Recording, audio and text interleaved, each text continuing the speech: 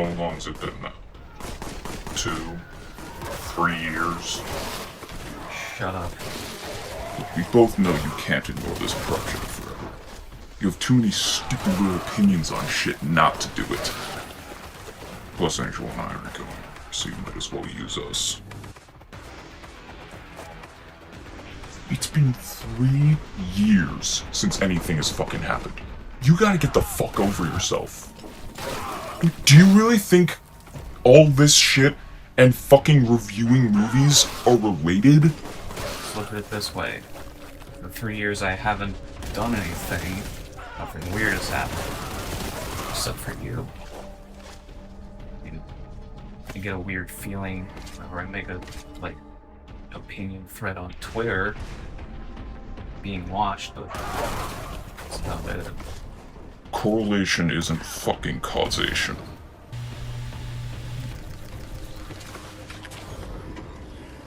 You're really gonna give up this fucking easy? You're really gonna let this shit stop you from pursuing your dreams? I have other dreams I can have, other projects I can work on. Losing one isn't that big a deal. Oh, now you're willing to give up a project. You sure weren't willing to give up any of the others for any other fucking reason. Well, being attacked by a monster is kind of a different level of fucking circumstances. You're really gonna let him silence you? You fucking coward. I know you miss doing this. Just do one to get your bearings back. Anything you had in mind?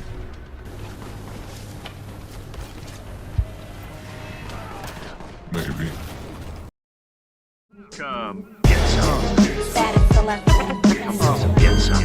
All right. Come get some.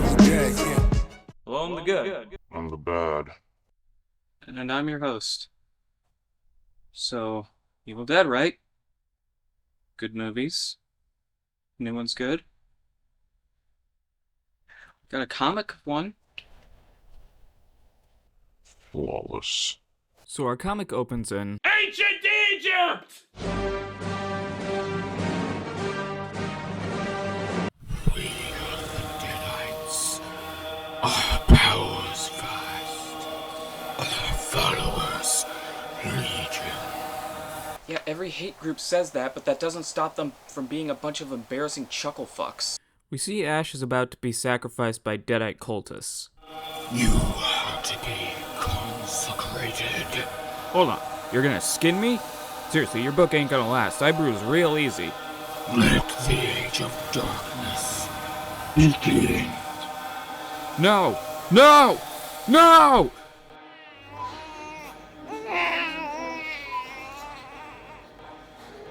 I'm so sorry, I didn't even see him pick it up. You take your eyes off of them for 1 second. Don't worry about it, ma'am. If they don't want jars to break, they shouldn't make them out of glass. How'd you lose your hand? Oh, it just got possessed by a demon, so I had to lop it off with a chainsaw. Cool! It's actually a very cute scene. Ash's manager reluctantly offers him a promotion. Thanks, but I'm not interested. What? It comes with a substantial raise, benefits, and a lot more responsibility. I'll take the raise if you're giving it, but the rest, that's a big fat zero. I appreciate the kind words and inspirational pep talks, sir, but I think we both know I'm just a mop and bucket man. I actually really like this. It shows that even with how egotistical Ash is, he still knows his limits and what he wants, and that he still has humble roots, just wants a normal life. Which we see as he goes to the laundromat, getting annoyed by some QAnon follower before a cute chick comes up to them. Oh, afraid not. I just used my last, but you're more than welcome to throw your load in with mine. Though we'll have to divvy up the underwear after. Actually, I've got plenty if you want. Government tracks change anyway. Oh my god, thank you so much. You're seriously my hero right now. Those dryers, they can take about an hour to warm up. I know a great little Mexican spot nearby. It's Tequila Tuesday. This leads to a question I'm sure has been asked before, but still should be discussed. Is Ash's brand of suaveness outdated? Ash is known for trying to impress women and sweep them off their feet with showing off and acting cool. With Ash, it seems to have mixed results, and I think that has something to do with the fact that outside of fighting the Deadites in the real world, he's not that impressive. We see in Ash vs. Evil Dead he resorts to lying about how he lost his hand to woo a woman at the bar, and stuff like that makes me believe this is an act. Ash is a goofball who wants to seem cool. He knows he's in over his head with all the Deadites and the Necronomicon and everything. But at the same time, he's the one with the most experience and feels he needs to put on a more confident face and... I think I'm just rambling at this point. Since when is that new? Keep going. Okay. But here's something I think we need to consider. We haven't really seen Ash in a committed relationship. Yes, he was in one with Linda in the first movie, but that was all the way back in 1981. She died in the same movie, and I think most importantly, it wasn't the version of Ash we know and love. I feel like there's potential to be explored here. If this is an act, a facade Ash puts on, why does he do that? There are some serious psychological issues that could cause someone to do that as a coping mechanism. Or if we want something more basic, is Ash afraid of commitment? Does he think that his life is so weird that no girl could possibly...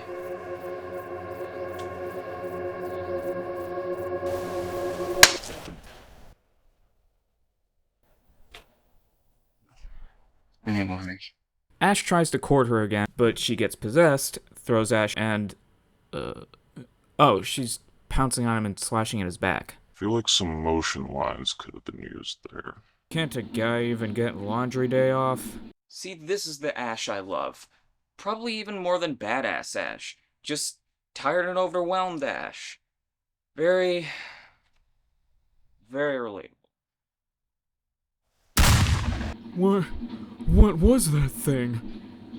That, my laundromat friend, was the last straw. What, this random laundromat woman? Is this the first Deadite attack Ash has had since the end of Army of Darkness? And for that matter, how much time has passed since then? It just seems underwhelming for an inciting incident. Now, this could just be us, and there's a comic that came out before this that answers these questions, but even so, it still seems a bit weak.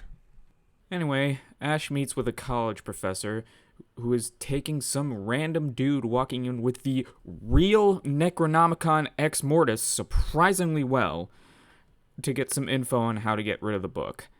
They spend several hours researching until finally the professor recites a chant that Professor Tuttle gets possessed, and after a brief skirmish, Ash gets saved by Ruby from the TV show? Why is Ashley a redhead?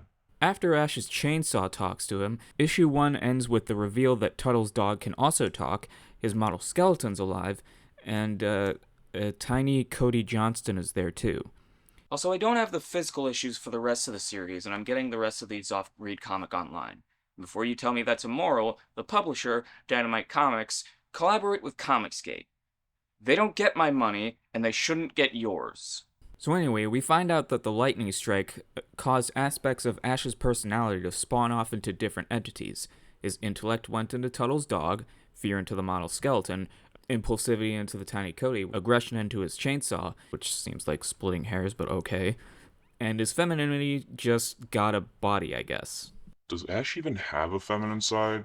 Like, what traits in any Evil Dead media has he ever shown that could be described as traditionally feminine? Yeah, and I'd kind of like to see him display more. Like how in The Boys, Billy is a fan of the Spice Girls and Mother's Milk likes to make model dollhouses. Maybe Ash could take up, like, knitting. He could find it therapeutic. Artists, I submit to you a drawing challenge. Feminine Ash. Draw Ash doing traditional feminine things as a home remedy to the trauma of constantly fighting the Deadites. Here's my contribution. Well, good for him. So you're all my soul? Then I want you back where you belong. Right now! That seems fair. It's far too cold out here for me. Well said, little guy. We just got here. We ain't going nowhere. No, comic, don't just skip over this. Why the fuck don't they want to go back in? They didn't ask to become sentient. God knows I didn't. Wait, does that mean you're willing to go away? Hell no, we work differently anyway, dumbass. Also, does Ash still experience these emotions himself, or... Actually, the next scene does raise some interesting questions regarding Ash's feminine side. Is there anything in here that isn't blue or a Hawaiian shirt? There might be a silk kimono somewhere in the back, if you want to relax. Please tell me you're not trying to make a move on yourself. What? Of course not. That would be... Because I would rather shove my hand into a blender and make a finger smoothie than give a selfish, misogynistic frat boy like you any sugar. Do you have any idea what it's like to have to stare out through your skull and watch you live a life like this? Look, honey, I'm sorry you don't care for the accommodations, but this is the reward you get for saving the world a few times. See, this is getting somewhere. Does Ash have a feminine side he just represses? Why does he do that if he does? How responsible is he for the state of his life being miserable as opposed to the Deadites? And also capitalism. There are so many aspects of Ash's psyche and character this comic could explore. But it fucking doesn't. I don't know, maybe they just couldn't with the allotted issues, but it'd still be great to have more of that and less of, you know, another fucking apocalypse stalling. Anyway, Dash tells them that they need to find the original Necronomicon and destroy it, as the one they have is just a copy. I'll give y'all 3 fucking guesses as to where they look for it. Look, if you can find an original and interesting reason to go back to the fucking cabin, go for it. But this comic doesn't, and it just feels like empty nostalgic retread like Rise of Skywalker. They show up, encounter Deadite Linda, immediately dispatch her, and then suddenly another portal to the past opens. Why does the portal need to be accessed there? Why not just say the Necronomicon can summon one? Oh, wait a minute. They do! At the end of the fucking series! However, this time they're transported to Egypt, not Europe. In issue 3, they see that the Curse of the Pharaoh seems to be underway, but that doesn't stop Little Ash from getting drunk. And to see this comic that released in February of 2020 depicting that, again, released, not written, released, is very...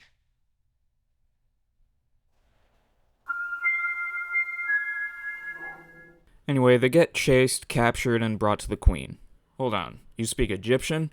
Only enough to get us in trouble. Relax, everybody, I got this. Dash, translate for me. Suddenly the Deadites burst into the temple and... Okay, what exactly is the fucking timeline of events with the Deadites here? Are they attacking anyone? Are they leaving it to the curses? How the fuck did they get in? Ashley proposes a challenge to the Deadite Lord. The Ashes against him. He accepts, and they make quick work of him. Ah, these things sting! And if they're poisonous, it's sayonara, sweetheart. They're in my brain! Not everything Ash says has to be a fucking quip. Again, give us more overwhelmed Ash. He's just been transported to ancient Egypt with the physical manifestations of his psyche, and now he's being attacked by deadly locusts. He's gotta be fucking tired. The Deadite Lord transforms, but he's quickly beheaded by the Queen. That's quite enough, I think. This is my kingdom, and if I must draw blood to protect it, then we will all bathe in it. Guards, dispose of this thing properly. Disgusting. I was gonna do that. Yeah, me too. Okay, that's pretty sick. Dash asks the Pharaoh if she knows where the Deadite source is, and she tells them that no teams she's sent to where she believes it is have returned. Dash offers for them to go there and destroy the Deadites for her, and she grants them hospice for the night. My master used to give me a bath once a month. I would bite and run and howl. I hated it. But now, I'd give anything to see him again. Dash, we're gonna get the guys who killed... But I'm not a professor, Ash. I'm just a dog who likes to listen. What if I'm not smart enough to figure out how to stop this? I don't know, Dash. You seem to be pretty fucking competent. Hell, you haven't failed once. Since when does anxiety listen to reason, though? I wish I had a stomach so I could get drunk, too. Well, don't worry. I'll get drunk enough for the both of us. Do you think what that demon said was true? That we'll turn on each other and another army of darkness arise? Bones, if an idiot like Ash can survive fighting these things over and over again, We sure as hell can. Yeah, but what if stopping them means we have to go back to being whatever we were before? That's not gonna happen. When the time comes, I'll do what needs to be done to make sure things work out. For all of us. Then I feel better. I think. Okay, seriously, why the fuck don't they want to go back? It feels like the writers were like, oh, this seems like a natural thing for these guys to feel. But why do they feel that way? What do they have to gain by being their own entities? Bones especially doesn't seem to like existing, so why is he so fucking worried? The next day, the Ashes journey into the desert, but are quickly interrupted and separated by a sandstorm, after which Ash and Ashley find the Deadite Castle. After they're chased in by an army of skeletons, we cut to Bones, Dash, and Little Ash that evening. Then... Hello and welcome, children! By gamers, for gamers. What's up, Greg? So, like, then they realize that, one of us is a skeleton, and they try to hide in Bones' robe, but the Deadites immediately see the very obvious dog legs underneath, and even the fact that he's the only one among them with eyeballs, so they just make a mad dash for the pyramid. It's nice. I like that. I also like the, Marilyn Monroe. reference they do with how they drew Bones here. But actually, they notice that the Deadites aren't chasing them and are just letting them go inside, and they even say, Master, your will shall be done, so, something spooky's up. Meanwhile, Ash and Ashley are wandering through the pyramid, but Ashley is bored with how Ash is picking the least scary tunnels to go down, and, immediately Ashley is tricked by the temple, and suddenly she's in an S-Mart aisle, where suddenly Ash's boss appears. I actually really like the possible symbolism of the jam jar. Ash's life is so filled with constant blood splatter, but in this scene we get a Deadite force taking an alternate route to just talk to Ashley, taking the time to clean up the red mess she's made when she broke it. Anyway, the boss, who actually isn't the boss, as in of the Deadites, he's just a spokesperson for them, but I'm just gonna keep calling him the boss, but just remember, he's not actually the boss, tells Ashley that if they all complete their mission, they'll of course all go back to being a part of Ash, and he actually puts it in a way that makes us understand why she wouldn't want that. I mean, if you succeed, then you go back to being just another passenger in that loudmouth, beer-guzzling idiot psyche. And nobody wants that. Least of all my bosses. In fact, they want to put you back together properly, meaning this time, they'll leave you in charge. Really? In exchange for what exactly? Sacrificing humanity? Not humanity, only Ash. See, you're all under the impression you're on some holy quest, but in reality, you're all here by our design. He also says that all of them are actually here because the Deadites wanted them to be. On top of that, the Deadites do the same thing to Bones, trying to guilt trip him into joining because he's also a skeleton. But I think the most powerful one is the one they give to Dash. He suddenly sees his human Professor Tuttle, and it's not even like a Deadite disguised as Tuttle, it's actually him. Dash, being a good boy, missed his human, and thus is very tempted when Tuttle says that if he gives the Deadites the Necronomicon, they can be reunited. Because this is the only one not directly from a Deadite, this one throws the audience for a loop, too. For one thing, how does Tuttle know this? He says that the book offered him knowledge beyond time and space, so does he automatically know it after succumbing to its thrall? He says the Deadites told him they'd do it, but how do we know they're trustworthy? I mean, they're called the Evil Dead, but they seem evil in the same sense the devil you'd make a deal with in this comic. Would they actually uphold their end? The ones before this were convincing to the characters, but this one is also convincing to the reader. After all their visions end, they all bump into each other as they run from a Deadite horde, but they're immediately greeted by a dead end, so, with flight gone, they fight. I like the detail of the Deadite grabbing the ring of Ash's chainsaw. But then Ashley sees the boss again and decides to betray the others.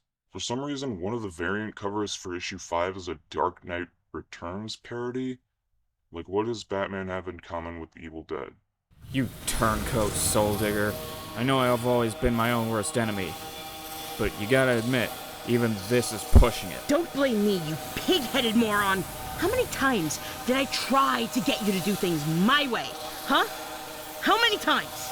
But oh no, Ash has gotta be the big buck of this slick, right? From the moment this started, all you've done is try to get rid of us. And I say being a part of the undead is better than not existing at all. Oh, cry me a river, Mary Machete. When I finally get down, I'm gonna take off these chains and do a little self-help. Boomstick style.